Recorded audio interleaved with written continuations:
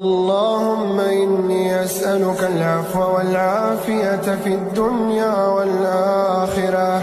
اللهم إني أسألك العفو والعافية في ديني ودنياي وأهلي ومالي. اللهم استر عوراتي وآمن روعاتي.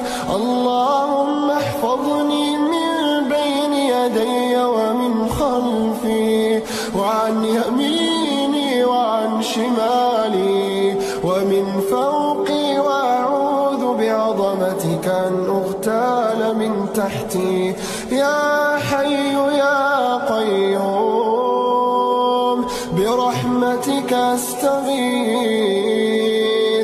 أصلح لي شأني كله ولا تكلني إلى نفسي طرفة عين.